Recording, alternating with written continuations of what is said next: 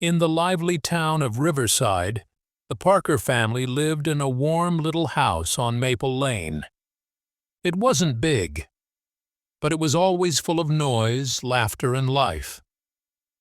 There was Mr. Parker, calm and thoughtful; Mrs. Parker, organized and caring; and their three children, Sarah, Noah, and little Mia. And yes, there was also their gray cat, Milo. Every weekday morning felt like a small race. The kettle whistled. Toast popped. Shoes disappeared, then magically appeared again. Sarah, the oldest, checked the clock again and again. She liked order. She liked plans. Noah, the middle one, moved like a bouncing ball. He joked. He laughed. He never walked when he could run. Mia, the youngest, asked questions about everything. Why is the sky blue? Why do birds sing? Why can't cats talk? On weekends, life slowed down. Picnics in the park, museum visits, movie nights with blankets and popcorn. One bright Saturday, the family chose something different. A hike at Pine Ridge Trail. They packed sandwiches, apples, and extra water. Milo watched silently from the window, clearly unimpressed. The trail welcomed them with tall trees and soft light. Sarah held Mia's hand carefully. Noah rushed ahead, pretending to discover new lands. Mrs. Parker pointed at leaves and birds.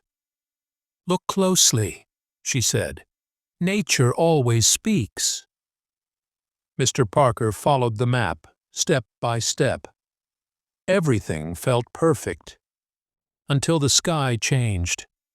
Dark clouds rolled in, wind whispered warnings, thunder answered loudly. They walked faster, but the rain was faster. Suddenly, the sky opened. Cold rain soaked their clothes. The ground turned slippery. There was nowhere to hide. They found a large tree and huddled together. Mia laughed as drops landed on her nose. Noah stood tall, arms wide. "I'll protect everyone." Lightning flashed. Sarah wrapped her arms around her siblings. Her heart beat fast, but she stayed strong. Minutes felt like hours. Then slowly, the rain stopped, wet, tired, but smiling. They continued, mud on shoes, laughter in the air. At the end of the trail, the sun returned. Golden light filled the valley below. They stood quietly, amazed. On the way home, no one spoke much. They didn't need to. They felt closer than before. Sometimes, small adventures teach the biggest lessons. And sometimes, a simple story can change how you feel.